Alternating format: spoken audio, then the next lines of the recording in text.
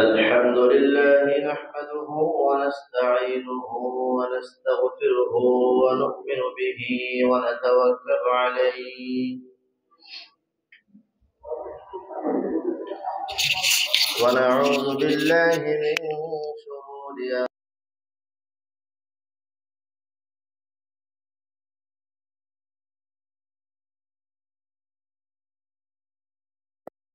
فلا مضل له ومن يضلله فلا هادي له ونشهد أن لا إله إلا الله وحده لا شريك له ونشهد أن سيدنا وسندنا وحبيبنا ومولانا محمد الذي أرسله بالحق بشيرا ونذيرا وداعيا إلى الله بإذنه وسراجا منيرا فقد قال الله تعالى في كلامه المجيد وفرقانه الحميد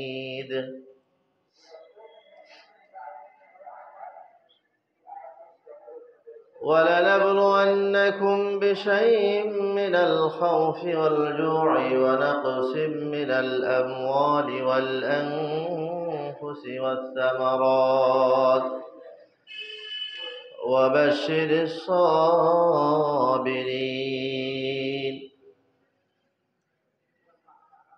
وقال تعالى وما خلقت الجن والإنس إلا ليعبدون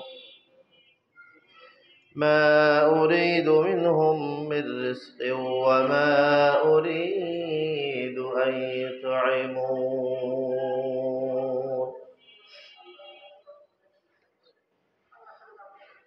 وقال تعالى إن الله وملائكته يصلون على النبي يا أيها الذين آمنوا صلوا عليه وسلموا تسليما اللهم صل على محمد وعلى آل محمد كما صليت على إبراهيم وعلى آل إبراهيم إنك حميد مجيد اللهم بارك على محمد وعلى آل محمد كما باركت على إبراهيم وعلى آل إبراهيم إنك حميد مجيد بلغ العلا بكماله كشف الدجى بجماله حسنت جميع خصاله صلوا عليه وآله محمد نے آकर कुफर को मिटाया कुफर को मिटाकर सदाकत बताया बलग العلا بكماله كشف الدجى بجماله حسنت جميع خصاله صلوا عليه وآل آله. الحمد لله. আল্লাহ তাআলা আমাদেরকে বড় ইহসান করে মায়া করে আল্লাহ তাআলার সবচেয়ে বড় হুকুম এই মুহূর্তে জুমার নামাজ সমস্ত বালেগ পুরুষ যারা রয়েছে তাদেরকে মসজিদে এসে জামাতের সাথে আদায় করা। আল্লাহ তাআলা আমাদেরকে মঞ্জুর করেছেন, আগে আগে আসার মতো তৌফিক আল্লাহ তাআলাই দিয়েছেন। এজন্য আমরা আল্লাহ তাআলার দরবারে শুকরিয়া আদায় করছি, আলহামদুলিল্লাহ। আল্লাহ তাআলার দরবারে অসংখ্য অগণিত আল্লাহ তাআলার নিয়ামতের শুকরিয়া আদায় করছি যে মহান স্রষ্টা ইলাহি গত জুমা থেকে আজ জুমা পর্যন্ত লম্বা হায়াত দান করেছেন। হায়াতের মধ্যে সুস্থতা নিয়ামত দান করেছেন। বহু মানুষ অসুস্থ হয়ে বিভিন্ন জায়গায় বিভিন্নভাবে ভুগতেছেন। আল্লাহ তাআলা আমাদেরকে সুস্থ সবল আকল মস্তিষ্ক ঠিক রেখেছেন। এটা আল্লাহ তাআলার বিশেষ নিয়ামত।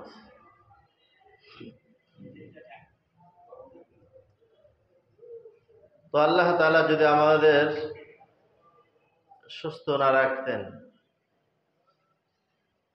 আল্লাহ তাআলা যদি আমাদের বিভিন্ন পেরেশানিতে বিভিন্ন রোগ বালার মধ্যে যদি আমাদেরকে ডুবায় রাখতেন, আমাদের কিছুই করার ছিল না। কারণ এটা সম্পূর্ণ আল্লাহ তাআলার ইচ্ছাধীন চলে। আল্লাহ তাআলা যেভাবে চালান সেভাবেই চলতে হবে। দরুদ ও সালাম পেশ করছি মানবতার দিশারি সৈয়দুল কাওনাইন, আমার আপনার সকলের প্রাণ প্রিয় মানুষ জনাবে মুহাম্মদ রাসূলুল্লাহ সাল্লাল্লাহু আলাইহি ওয়াসাল্লামের প্রতি। আল্লাহর নবী হচ্ছেন আল্লাহ তাআলার পরে যার স্থান, সর্বশ্রেষ্ঠ সর্বোৎকৃষ্ট নবী। নবীর পরে নবী নাই। আনা খাতামুন নাবিয়্যিন লা নাবিয়্যা বা'দি। পয়গম্বর সাল্লাল্লাহু আলাইহি ওয়াসাল্লাম বলেন, আনা খাতামুন নাবিয়্যিন লা নাবিয়্যা বা'দি। আমি শেষ নবী, আমার পরে আর কোনো নবী নাই।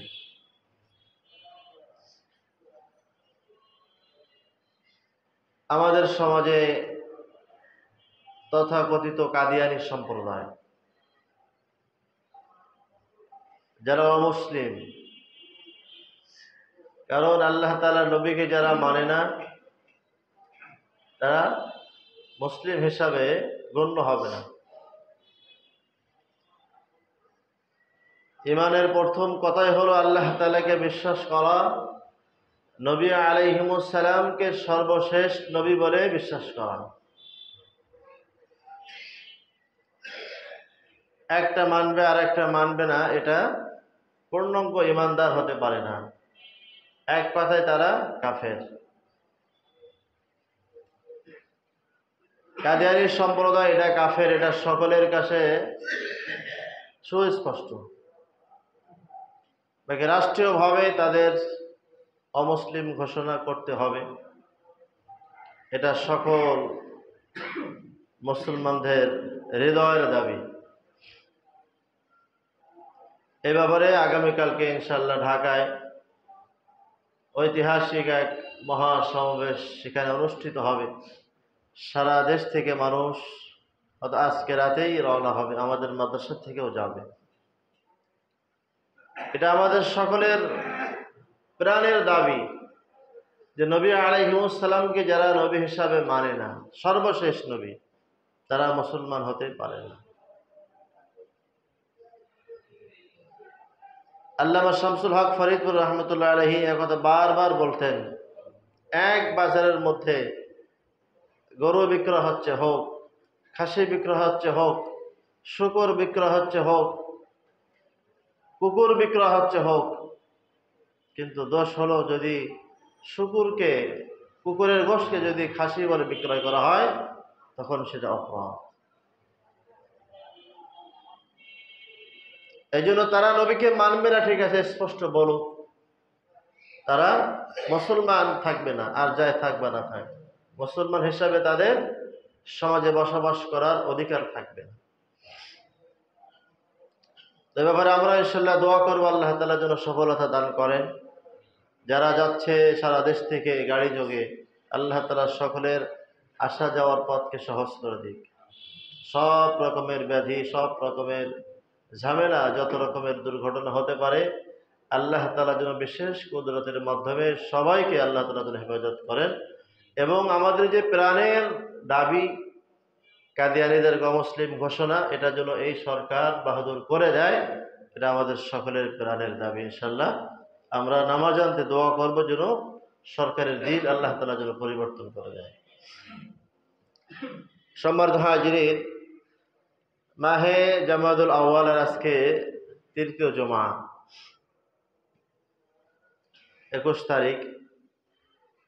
আমাদের ধারাবাহিক যে আলোচনা হচ্ছিল, পৃথিবীর মধ্যে মানুষ শান্তিতে বসবাস করতে পারে না,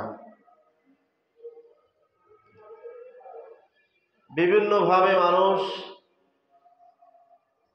পেরেশানি হালাতে রয়েছে, বিভিন্ন মুসিবতের মধ্যে রয়েছে, বিভিন্ন পরীক্ষার সম্মুখীন রয়েছে। এর মধ্যে আলোচনা হয়েছিল যে দুইটা বিষয় হয়ে গেছিল। এক, আল্লাহ তাআলা মুসিবত দিয়ে বান্দাকে পরীক্ষা করতে চান, পেরেশানি দিয়ে আল্লাহ তাআলা পরীক্ষা করতে চান। আর একটা ছিল গুনাহের কারণে মুসিবত আসে, পেরেশানি আসে, বালা আসে। 3 নম্বর কারণ হচ্ছে অধিকার। আল্লাহ তাআলার অধিকার রয়েছে বান্দাকে পেরেশানিতে রাখা, রোগের মধ্যে, মুসিবতের মধ্যে রাখার অধিকার আল্লাহ তাআলার রয়েছে।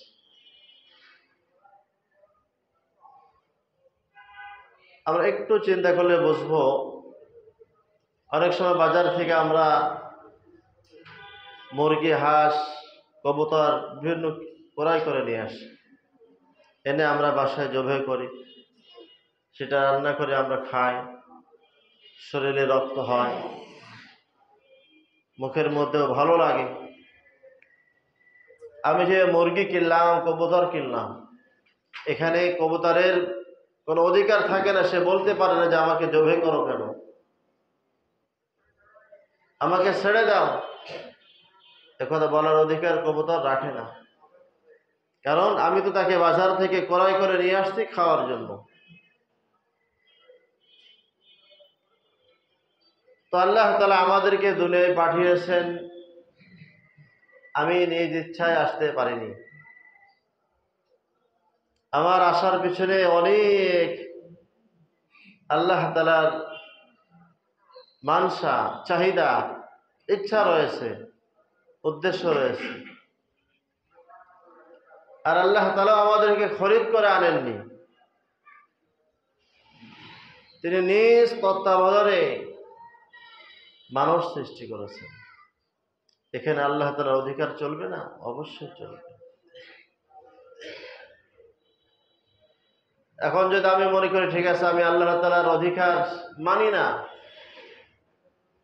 আল্লাহ তাআলাকে আমি অধিকার প্রয়োগ করতে দেব না, তো আল্লাহ তাআলা সেটা বলেছেন, ঠিক আছে, তাহলে তুমি আমার জমিন ছেড়ে চলে যাও।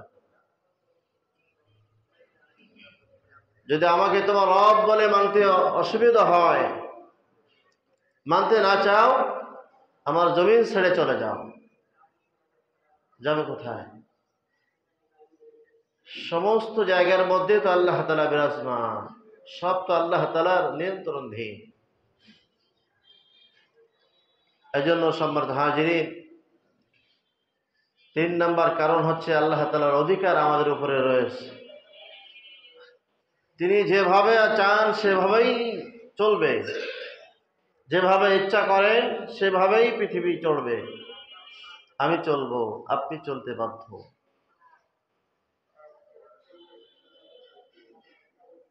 আল্লাহ তাআলা যেভাবে চাচ্ছেন ঠিক ওইভাবে যদি আমার চাওয়াটা মিলে যায়, আল্লাহ তাআলার চাওয়ার সঙ্গে আমার চাওয়াটা যদি মিলে যায়, তখনই আসমান থেকে বরকত আসে। তখন আল্লাহ তাআলা খুশি হন। আল্লাহ তাআলা কিভাবে চাচ্ছেন আর আমার চাওয়াটা কিভাবে। আজীব এক ঘটনা মনে করছেন, সাহাবাদের মধ্যে এক সাহাবা বহুদিন ধরে অসুস্থ, বিছানায় প্যারালাইসিস হয়ে পড়ে আছে, উঠতে পারে না, বসতে পারে না, দাঁড়াইতে পারে না, বিছানায় শোয়া। ঐতিহাসিক এক কিতাবের মধ্যে ঘটনা আসছে,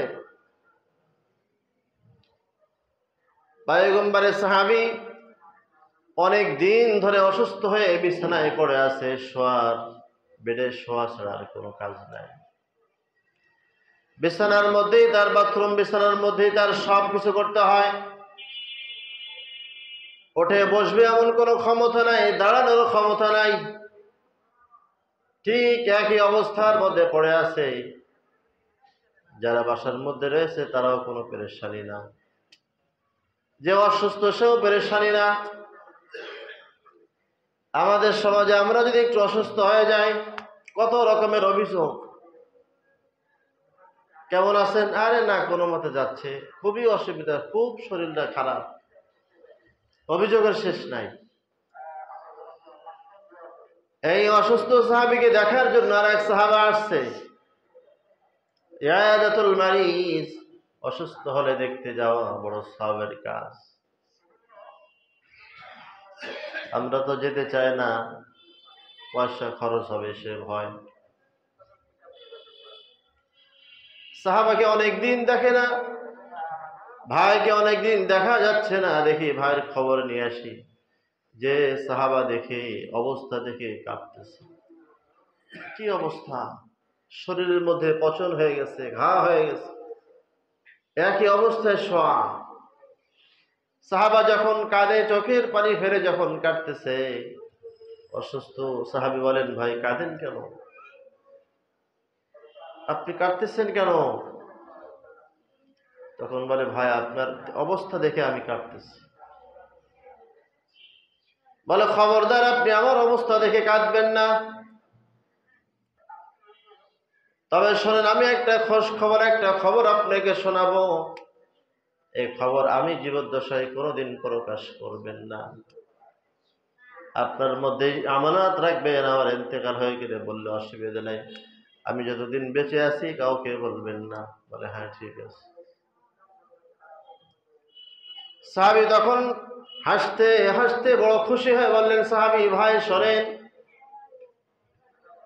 রাত যখন গভীর হয়ে যায়, মানুষ যখন সব আরামের ঘুম ঘুমায় যায়, আসমান থেকে ফেরেশতারা আমার ঘরে দলে দলে চলে আসে,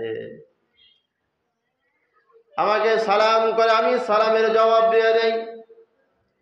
আমার সঙ্গে তারা মুসাফা করে, আমার খেদমত করে, আমার শরীর টেপে দেয়, মাথার মধ্যে তেল দিয়ে দেয়, আমাকে বড় আদর করে, মহব্বত করে তারা ভালোবাসে। আমাকে তারা প্রাণ ভর, রাত ভর যত রকমের সেবা যত্ন রয়েছে, যত রকমের খেদমত রয়েছে, সব তারা রাত ভর করে যায়। রাত যখন শেষ পর্যায়ে, যখন শোবে সাদেক হয়ে যাবে, ফেরেশতারা যখন চলে যাবে, তখন কেমন যেন পেরেশানি, একটা কান্না কান্না ভাব থাকে। আমার সঙ্গে মুসাফা করে আর বলে, আজকে যায়, আবার আগামীকাল রাতে আসবো। যে সাহাবা কাঁদতেছিলেন, ভাই বলেন কারণ কি? বলে, কারণ হলো আমার আল্লাহ তাআলা আমাকে চাচ্ছেন অসুস্থ করে বিছানায় ফেলে রাখতে। আল্লাহ তাআলার চাওয়ার সঙ্গে আমার চাওয়াটা মিলে গেল। আমি কোনো অভিযোগ করতে পারি নাই। আল্লাহ তাআলা ঠিক যে অবস্থা আমাকে রাখতে চেয়েছেন, আমি অবস্থার উপরে রাজি হয়ে গেছি। আল্লাহ তাআলার চাওয়ার সঙ্গে আমার চাওয়া মিলে গেল,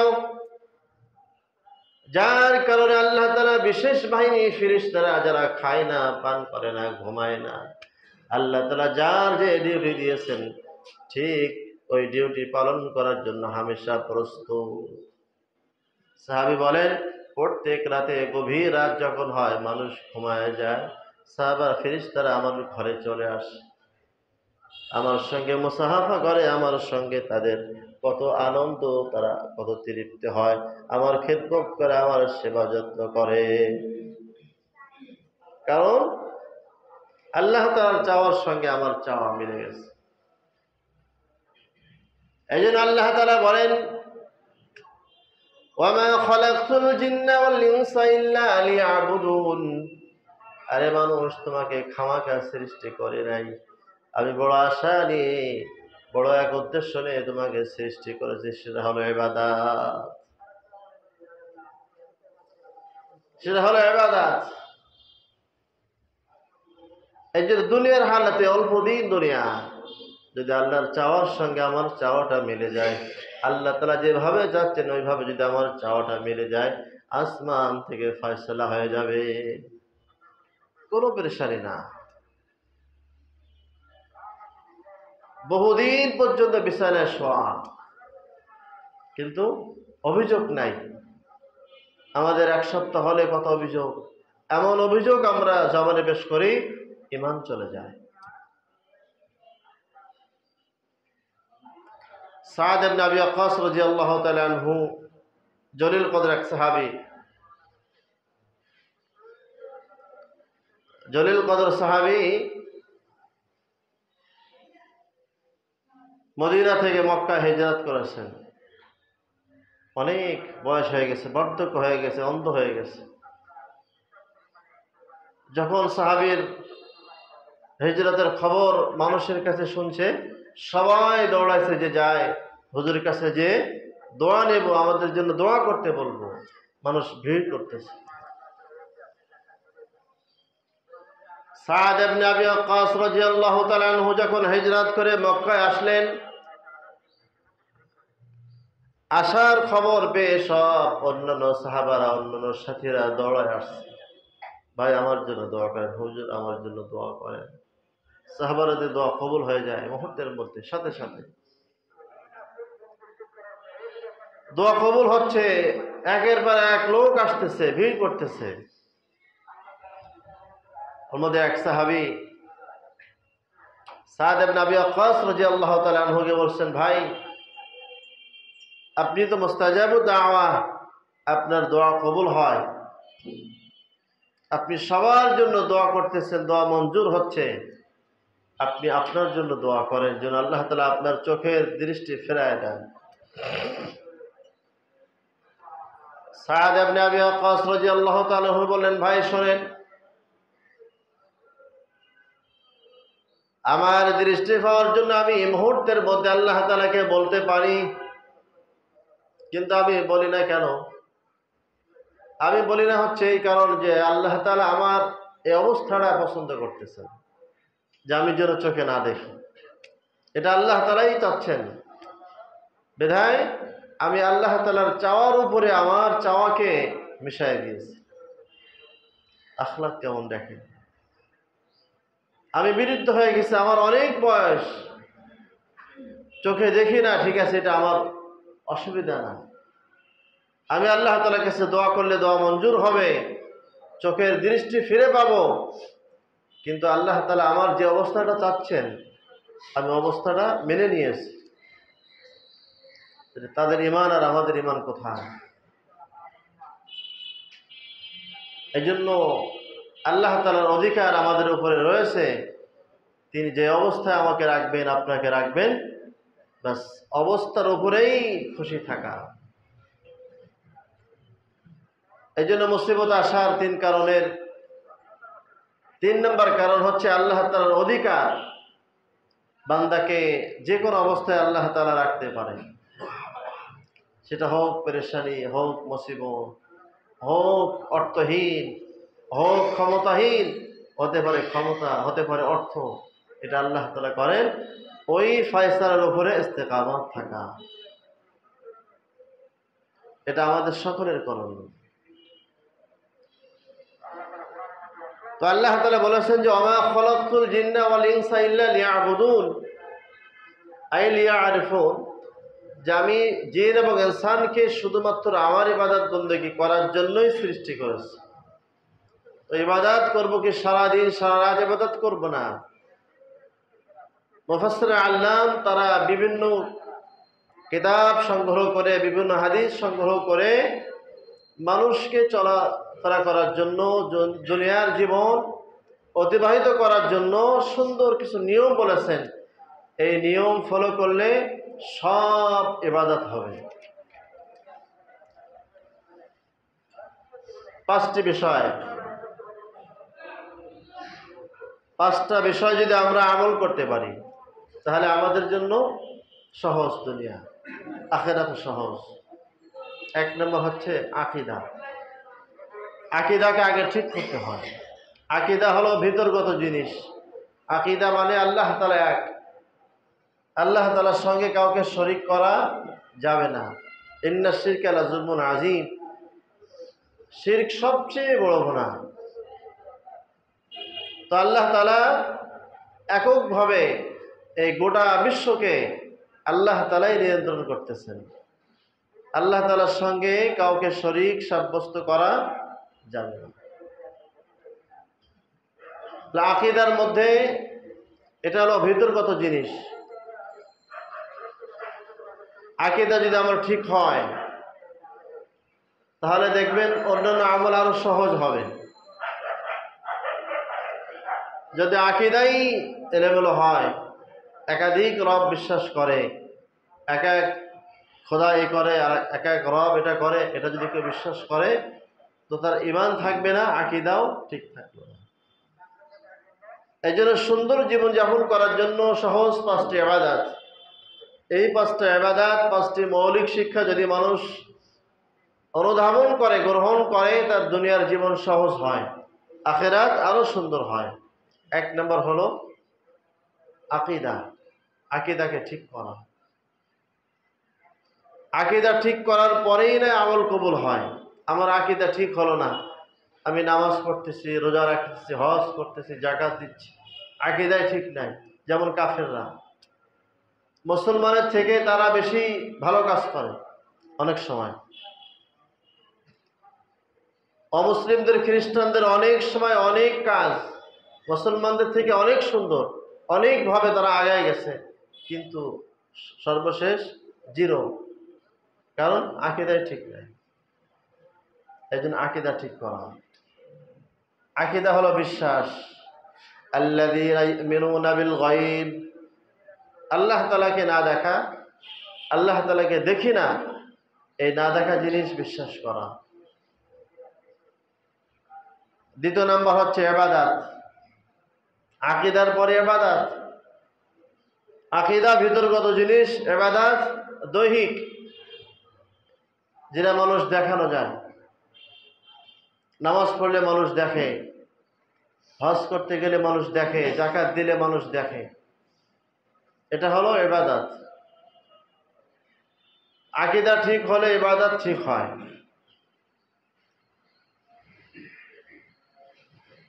আর ইবাদতের মধ্যে সর্বোত্তম ইবাদত হলো নামাজ। 5 ওয়াক্ত নামাজ সুন্দর করে পড়া, রোজা রাখা, হজ ফরজ হলে হজ করা। আকীদা যখন ঠিক হবে এগুলোর মান, এগুলোর নম্বর পাওয়া যাবে। আকীদা ঠিক না হলে নামাজ পড়লে লাভ নাই, হজ করলেও লাভ নাই, যাকাত দিলেও কোনো নম্বর নাই। এই জন্য 1 নম্বর আগে ঠিক করা আকীদা। আকীদার মধ্যে যেন কোনো রকমের শিরিক না চলে আসে।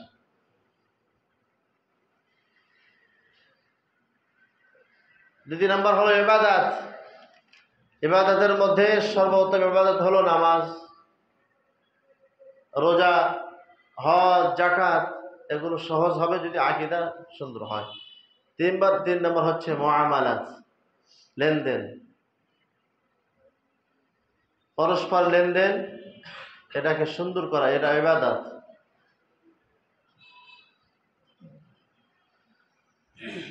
লেনদেন শরিয়াত অনুযায়ী করা, বেচা কেনা শরিয়াত মোতাবেক করা। শরিয়াত না জেনে বেচা কেনা করা যাবে না, ওজনে কম বেশি করা যাবে না, মানুষের হক নষ্ট হবে। এটা আমাদের বাজার কেন্দ্রিক। তাহলে 3 নম্বর হচ্ছে মুআমালাত। মুআমালাতের অর্থ হলো লেনদেন, বেচা কেনা। নিজের পাওনার সম্পত্তি ঠিকভাবে বুঝে নেওয়া, এতিমের সম্পদ সঠিকভাবে বুঝ করে দেওয়া, ভাইয়ের সম্পদ সঠিকভাবে বোঝায় দেওয়া, বোনের সম্পদ সঠিকভাবে বোঝায় দেওয়া, এটা মুআমালাত, ইবাদত। এখানে যদি আপনি শরীক ফাঁকি দেন তো পরিপূর্ণ মুসলমান হওয়া যাবে না। শরীক ফাঁকি দিয়ে আপনি মসজিদের মধ্যে বসে আছেন, ভাইয়ের হক নষ্ট করে খানায় কাবায় বসে আছেন, কি হবে? আগে তো এটা বড় জিনিস, আপনি ভাইয়ের হক নষ্ট করলেন, বোনের হক নষ্ট করলেন, এতিমের মাল নষ্ট করলেন, এজন্য এটা করা যাবে না। আমানত সঠিকভাবে বোঝায় দেওয়া, যদি কেউ আমানত কারোর কাছে রাখে, আমানতকে সঠিকভাবে বোঝ করে দেওয়া, শরিয়াতের হুকুম আহকাম মেনে লেনদেন করা। খলিফাতুল মুসলিমিন হযরত ওমর ফারুক রাদিয়াল্লাহু তাআলা আনহুর জামানায় খেলাফতের শাসন আমলে ঘোষণা হয়েছে রাষ্ট্রীয়ভাবে যে শরিয়াতের হুকুম ছাড়া, শরিয়াত না শেখা পর্যন্ত কেউ লেনদেন বেচাকেনা করতে পারবে না। মদিনার মধ্যে সব দোকান বন্ধ হয়ে গেছে। বাদশার হুকুম রাষ্ট্রীয়ভাবে ঘোষণা হয়ে গেল, আগে শরিয়াতের হুকুম শিখো, শরিয়াত আগে জানো, এরপরে বেচাকেনা করো। দোকানপাট সব বন্ধ হয়ে গেল। সকলেই সমষ্টিভাবে খুব গুরুত্বের সাথে শরিয়াতের হুকুম আহকাম আগে জানছে। বেচাকেনার মধ্যে যত মাসালা রয়েছে এ মাসালা আগে জেনে এরপর আবার বেচাকেনা শুরু করছে। তাহলে আকীদা ঠিক করা, ইবাদত, মুআমালাত চলে। এভাবে মুআমালাতের মধ্যে অনেক কথা, বিক্রয় করা, ক্রয় করা, এখানে বেশ কথা রয়েছে। বেচাকেনার সময় আমাদের কয়েক রকমের বিষয় জানার প্রয়োজন। এগুলো ইবাদত, এগুলো আলোচ্য বিষয়, আলোচনার বিষয়। এক নম্বর হচ্ছে নিজের জিনিসের প্রশংসা না করা। অনেকে নিজের জিনিসের খুব প্রশংসা করে বিক্রয় করে দেয়, এটা হলো ধোঁকা। প্রশংসা আপনি করবেন না, মাল দেখাবেন ভাই এই মানের মাল আছে, পছন্দ হলে নিতে পারেন। অধিক প্রশংসা করলে ধোঁকা হবে, তখন অন্যায় হবে, গুনাহ হবে। দ্বিতীয় নম্বর, অধিক মাল বিক্রয় হওয়ার জন্য গ্রাহকের চাহিদার থেকেও বেশি দেওয়া। 1 কেজি আমি চাচ্ছি, আপনি আমাকে 2 কেজি চাপায় দিলেন, কেন? অন্যায় হলো, করা যাবে না। যতটুকু আমার ক্ষমতা রয়েছে, চাহিদা রয়েছে, আমি যতটুকু বলবো অতটুকু দিবেন। 4 নাম্বার, মালে দোষ রয়েছে, আপনি গোপন করলেন, অন্যায় হবে। মালের দোষ গোপন করা। আপনি জানেন যে আমি মরা গরু জবাই করেছি, আপনি গোপন করে সব মানুষকে খাওয়ালেন, অন্যায় হবে। এই জন্য মালের দোষ থাকলে সেটাকে প্রকাশ করে দেয়। অনেক এ ব্যাপারে অনেক কথা আছে, হাদিসের মধ্যে আসছে। সাহাবারা তো ব্যবসায়ী ছিলেন, অনেক বড় বড় ব্যবসায়ী ছিলেন, কোনো সময় মানুষকে ধোঁকা দেয়নি, প্রতারণা করেনি। এই জন্য আল্লাহ তাআলা তাদের ব্যবসার মধ্যে আসমানি বরকত পাঠিয়েছে। 5 নাম্বার, বিক্রয় হওয়া মালের সাথে অনেক সময় লটারি দিয়ে দেয়, উপঢৌকন দিয়ে দেয়, এটা না। বিক্রয় মালের সাথে কোনো উপঢৌকন দেওয়া যাবে না, তাহলে তার দাম নিতে হবে। 6 নাম্বার, বিক্রয় মালের সাথে কুপন লাগানো, লটারি সিস্টেম। একটা মাল কিনলে সেখানে আর একটা জিনিস পাওয়া যায়। অনেকে কম টাকার মাল পেয়ে যায়, অনেকে অনেক কিছু পেয়ে যায়, মোটরসাইকেল পায়, ফ্রিজ পায়, অনেকে গেঞ্জি পায়। এগুলো নিষেধ, এগুলো ধোঁকা, এগুলো করা যাবে। এটা হলো মুআমালাতের অংশ। আর লটারিটা 7 নাম্বার হচ্ছে, লটারিটাই হলো জোয়া। লটারিটা এক সম্পূর্ণ জোয়ার অন্তর্ভুক্ত। আর ধোঁকার কোনো ব্যবসা করা যাবে না। রাসূল নিষেধ করছেন, নাহা আনিল বাইউল গরার, যে ধোঁকার ব্যবসা করব না। ক্রয় করার সময়ও আমাদের বেশ কিছু লক্ষণীয়। এক নম্বর হচ্ছে একান্ত প্রয়োজন ছাড়া কোনো জিনিস না কেনা, প্রয়োজন ছাড়া কোনো জিনিস কিনবো না। দুই নাম্বার শখের জিনিস না কেনা। খুব শখ হচ্ছে, আমার প্রয়োজন না, শখের জন্য কিনছি। এই শখের জন্য কিনলে অনেক সময় দিলে অহংকার পয়দা হয়। এর আমি শখ করে একটা গাড়ি কিনছি, এরে দেখায়, তখন দিলের মধ্যে আস্তে আস্তে অহংকার পয়দা হয়। এই জন্য পায়গম্বর নিষেধ করছেন যে প্রয়োজন না হলে কিনবা না, প্রয়োজন হলে জায়েজ। লোক দেখানোর জন্য কোনো কিছু না কেনা, এখান থেকেও হাসাদ সৃষ্টি হয়, কিবির পয়দা হয়। বিক্রেতাকে লজ্জায় ফেলায় কোনো দাম না বলা। একটা দাম আছে 5,000 টাকা, আপনি যে বলেন ভাই 200 টাকা দেবেন, লজ্জায় পড়ে কেন? এমন না, ঠিক যে মানের দাম, যে মানের মাল, সেই মানের দাম তাকে বলা। এরপরে অনেক সময় বাজারে একজন দাম দর করতেছেন একটা জিনিস ক্রয় করার জন্য, আপনি সেখানে যে হট করে দাম বলবেন না, এটা নিষেধ। সে চলে যাবে, এরপরে আপনি সে দাম বলবেন। বিক্রেতার প্রতি কোনো ক্ষোভ প্রকাশ করা যাবে না, আল্লাহ রাসূল এগুলো নিষেধ করছেন। এরপরে মুআশারাত আছে, আখলাক আছে, সামনে ইনশাআল্লাহ আলোচনা করা হবে। যাই হোক, শুরুতে অনেক কথা বলেছি। আমাদের দুনিয়ার জীবন যাতে সুন্দর হয়, সুন্দরভাবে চলতে পারি, এজন্য আমাদের সহজভাবে দুনিয়ায় চলা। শরিয়াত মেনে চললে দুনিয়া সহজ হয়, আখিরাত সহজ হয়, সুন্দর হয়। আল্লাহ তাআলা আমাদের আমল করে তৌফিক দান করেন। যারা সুন্নাত পড়তে পারেন না, সুন্নাত পড়েন।